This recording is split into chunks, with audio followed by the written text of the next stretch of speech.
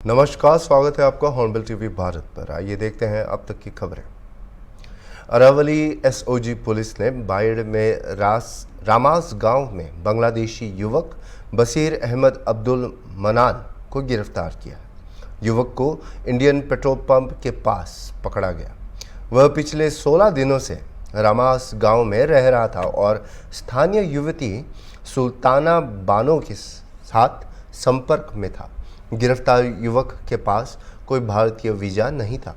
इस मामले की जांच में 14 केंद्रीय इंटेलिजेंस एजेंसी भी शामिल हो सकती है।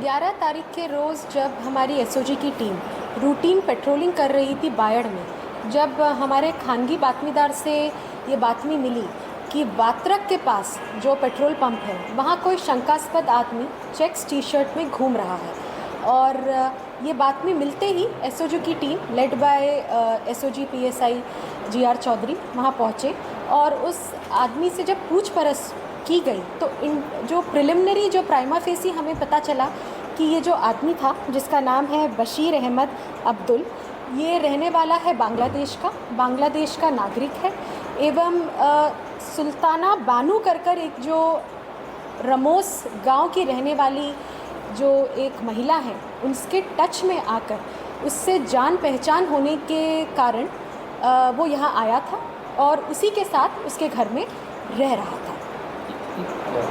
ये कैसे आया था मैडम यहाँ पर, ऐसे कोई जानकारी मिली? जी हाँ, इसकी इन्वेस्टिगेशन अभी चल रही है।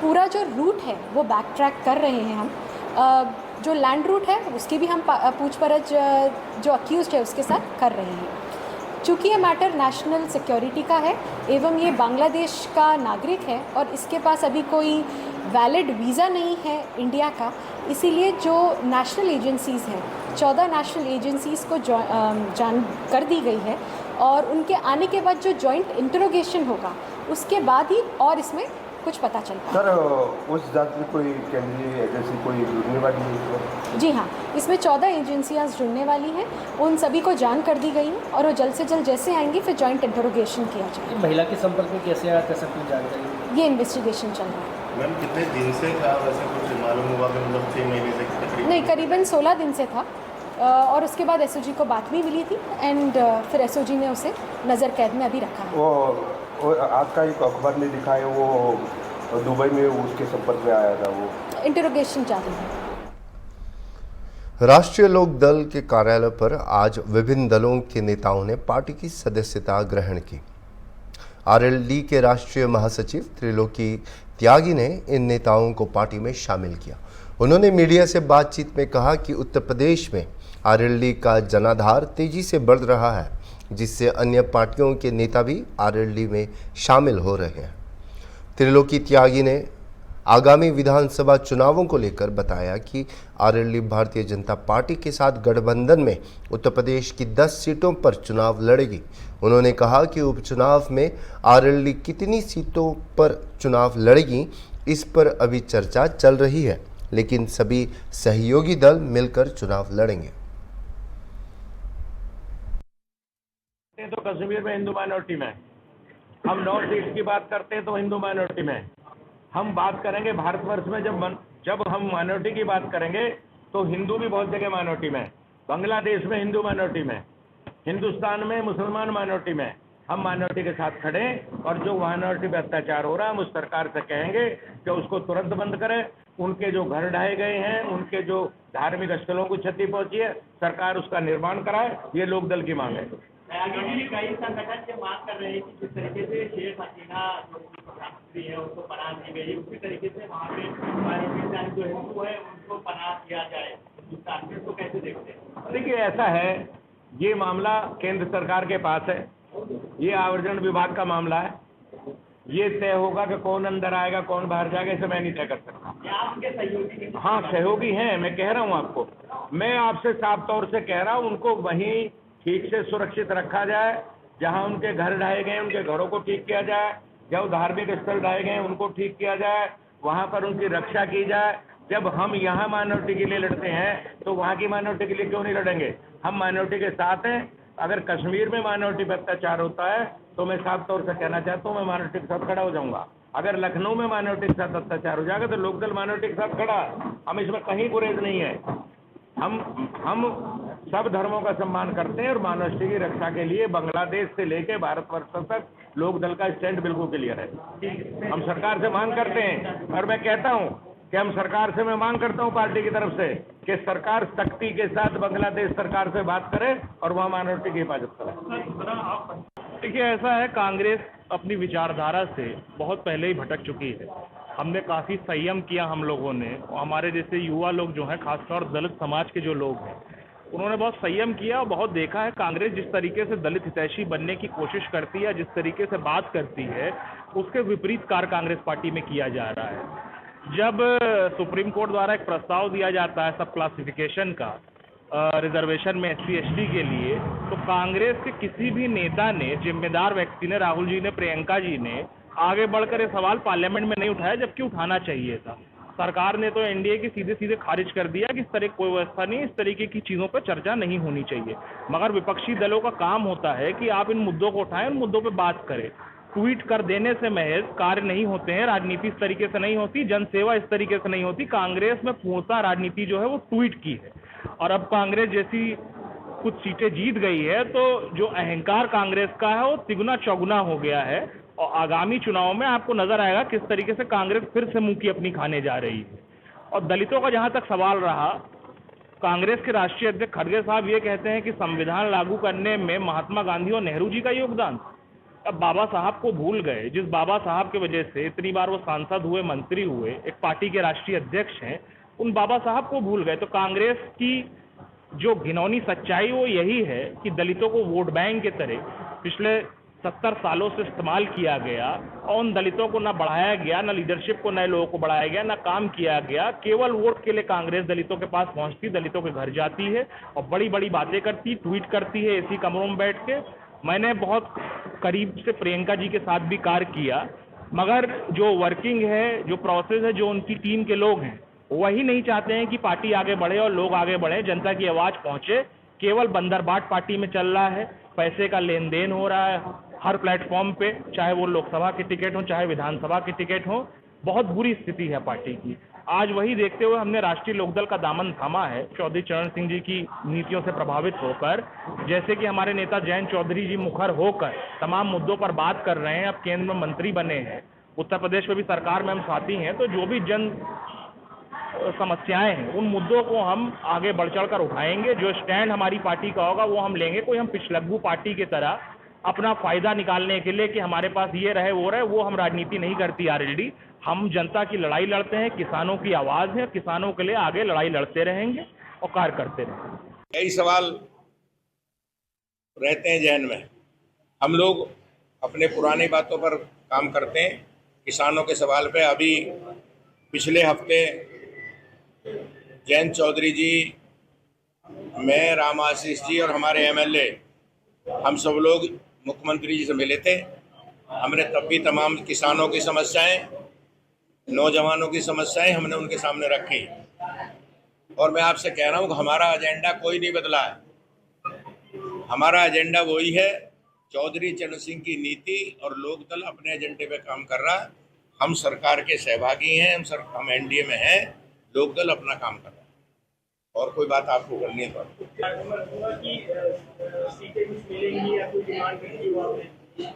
सच ये है कि चर्चा जारी है।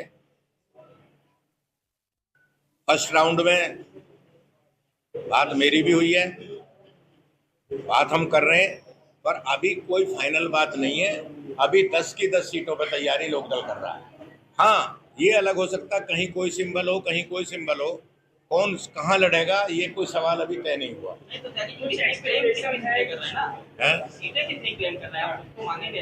अब देखिए, सीट ऐसा है, मैं आपको अलग बता दूंगा। अब मैं उस तरह मैं चौधरी चरण सिंह जी का बनाया नेता हूँ, विश्वविद्यालय से आया हूँ। मैं आपके जरिए सीटों की मांग भारतीय जनता पार्टी से नहीं करूँगा। आप अलग से मेरे से बात कर लें तो मैं आपसे सलाह मशवरा कर लूँगा। सीटों की बात मैं यहाँ करूँ कि हम कितनी मांग रहे हैं, वो हमें कितनी दे रहे हैं, तो वो बात एक बेईमानी हो जाएगी। हाँ, बात सही है कि हम लोकदल आगे की तरफ बढ़ रहा। मैं इतना इशारा आपको कर रहा हूँ कि लोकदल आगे की तरफ बढ़ रहा है। बीजेपी की तरफ से लगातार कहा जा रहा है कि 9 सीटें अवनीश त्यागी जी ये भी लोकदल ज्वाइन कर रहे हैं। तीसरे विकास सागर जो बसपा के प्रदेश कार्य समिति के मेंबर हैं, विकास सागर जी ये भी आज पार्टी ज्वाइन कर। कौन सा जिला है विकास आपका? अमरोहा के रहने वाले हैं। बाबूराम प्रजापति ये प्रदेश सचिव हैं समाजवादी पार्टी पिछड़ा प्रकोष्ठ के। महक सिंह जी प्रदेश सचिव हैं अंबेडकर वाहिनी जी के। कहाँ महक सिंह जी? ठीक है। इसके बाद रमेश चंद्र कुशवाहा ये भी प्रदेश समाजवादी पिछड़ा प्रकोष्ठ के प्रदेश सचिव हैं। अनिल प्रजापति ये मेरठ से पूर्व सभासद हैं। संजीव प्रधान, विनोद प्रजापति और अपने शांति प्रताप चौधरी ये सब लोग उपाध्यक्ष, ये काफ़ी लोगों ने आज इनके साथ काफ़ी लोगों ने, और अपने जो अभिषेक राज है इसके साथ काफ़ी लोग आज यहाँ आए हैं, ये सब ज्वाइन कर रहे हैं। और मुझे उम्मीद है कि ये नौजवान पार्टी को मजबूत करेंगे। और मैं आप लोगों के सामने महिला कांग्रेस कार्यकर्ताओं ने महिला अत्याचार के खिलाफ जोरदार प्रदर्शन किया और विधानसभा का घेराव करने का प्रयास किया। पुलिस ने बैरिकेड लगाकर कांग्रेस कार्यालय के पास प्रदर्शनकारी महिलाओं को रोक दिया। ओबीसी महिलाओं को 33% आरक्षण न देने के मुद्दे पर नाराज महिलाओं ने यह प्रदर्शन किया।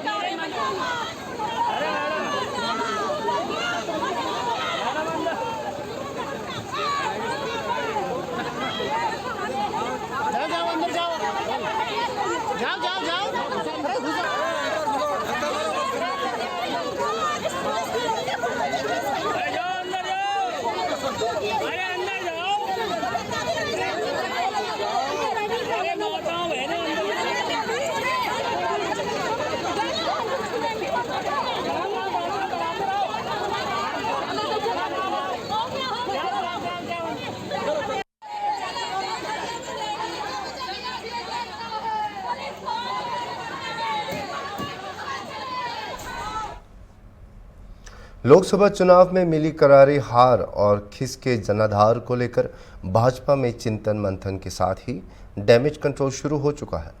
यही वजह है कि विपक्ष को किसी भी मुद्दे पर हर स्तर से घेरने की कोशिश शुरू हो चुकी है।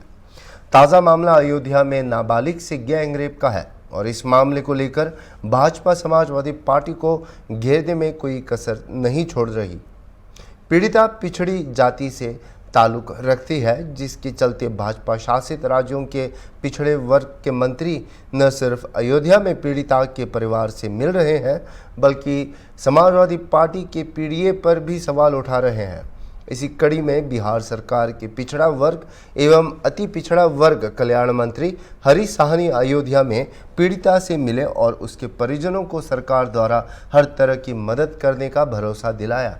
लखनऊ में हॉर्नबिल टीवी से बातचीत में बिहार सरकार के मंत्री हरीश साहनी ने कहा कि यूपी में योगी राज्य में किसी को अपराध करने की छूट नहीं है और अगर ऐसा कोई करता है तो बाबा की पुलिस और उनका बुलडोजर हमेशा तैयार रहता है। एक सवाल के जवाब में हरीश साहनी ने कहा कि विपक्ष ने झूठ बोलकर भ्रम फैलाया, लेकिन काठ की हाड़ी बार बार नहीं चढ़ती। और भी कई बातें मंत्री हरीश साहनी ने हॉर्नबिल टीवी से साझा की है। आइए देखते हैं। बिहार सरकार के मंत्री हरीश साहनी जी हमारे साथ हैं, हमसे बात करेंगे। सर, आज आपका यहाँ लखनऊ आगमन हुआ, किस संदर्भ में? जिस तरह से निषाद समाज के एक नाबालिग बेटी के साथ गैंग रेप होता है, उसका उद्भेदन होता है अयोध्या में, और हमारे यूपी सरकार के माननीय मुख्यमंत्री जी आदरणीय आदित्यनाथ योगी जी के द्वारा जिस प्रकार से उस अपराधी को सजा दिया जाता है, निश्चित रूप से सराहनीय है। पूरे तमाम इस प्रांत के लोग, हमारे बिहार से भी, मैं निषाद समाज से आता हूँ, सारे के सारे लोगों को खुशी है इन बातों का कि जिस प्रकार का उसको सज़ा देने का जो प्रयास किए हैं हमारे मुख्यमंत्री जी, वो निश्चित रूप से सराहनीय है। तकलीफ़ की बात, ये मुख्यमंत्री जी की सराहना तो हर ओर हो रहा है, लेकिन कष्ट का बात है कि भाई अखिलेश यादव जी, मैं इस तरह से जिस तरह से कार्रवाई हुई है एक नज़ीर है, क्योंकि जो पीड़िता के आरोपी थे उनके घर पर बुलडोजर की भी कार्रवाई है और सारे जो आरोपी थे जेल के सलाखों पे हैं। फिर इस बयान को लेकर, इस घटना को लेकर जो समाजवादी पार्टी के मुखिया जो पीडीए की बात करते हैं, पिछड़ा दलित अल्पसंख्यक की बात करते हैं, उस घटना को लेकर उन्होंने जो आरोपी मोहित खान था उसकी डीएनए की जाँच करने की मांग की थी। क्या लगता है इसके पीछे जो अखिलेश जी का जो बयान? इसके पीछे और दूसरी कोई बात नहीं है, बस एक बात, ये लोग सिर्फ और सिर्फ वोट की राजनीति करते हैं और वोट में समाज की सुरक्षा नहीं, वोट लेकर परिवार की सुरक्षा, कैसे हम सुरक्षित रहे, मेरा पार्टी और मेरा परिवार सुरक्षित रहे। यदि समाज की बात होती तो आज जिस प्रकार से एक गरीब गुरबा समाज, एक निषाद समाज के नाबालिग बेटी के साथ इस तरह से गैंगरेप होता है और वो क्या बोलते हैं कि डीएनए टेस्ट की बात करते हैं, ये कितना दुर्भाग्यपूर्ण है कि जब आप वोट के लिए राजनीति के मंच पर होते हैं तो आपके मुखारबिंद से जिस तरह का प्रेम भरा शब्द निकलता, कहाँ चला गया ये।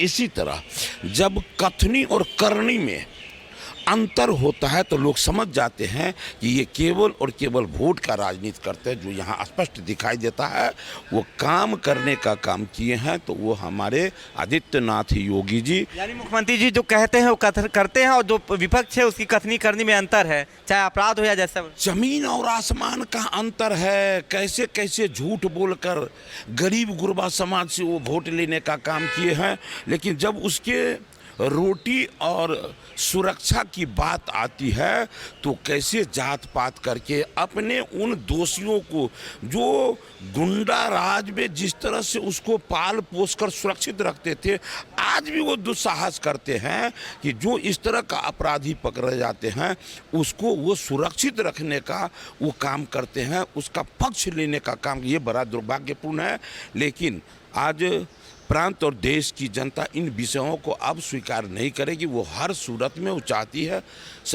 आम जनता चाहती है कि जो दोषी है उसको सज़ा मिलनी चाहिए, जो काम हमारे मुख्यमंत्री आदित्यनाथ योगी जी कर रहे हैं। ऐसी बात है, मुख्यमंत्री जी की पहचान बाबा वाले बुलडोजर के रूप में होती है, देश दुनिया में होती है। जिस तरह से कार्रवाई हो रही है अपराधियों के खिलाफ, उन पर बुलडोजर की कार्रवाई होती है, सलाखों के पीछे जाते हैं, तो इसके बावजूद भी क्या लगता है विपक्ष ने भ्रम फैलाया था, जैसे आपके द्वारा या पार्टी के द्वारा कहा ही जा रहा, भ्रम फैला के उत्तर प्रदेश में जो सीटें जीती हैं। देखिए, कहते हैं कि झूठ का हांडी बार बार नहीं चढ़ता है, सब लोग गांव घर में कहते हैं, बिल्कुल सत्य है। जिस तरह से ये कहते हैं आरक्षण की बात, आरक्षण गरीब गुरबा से छीन लिए जाएंगे, जिस तरह से कहते हैं कि संविधान खतरे में है, भाई संविधान तो आदरणीय इंदिरा गांधी के समय में खतरे में आ गया था।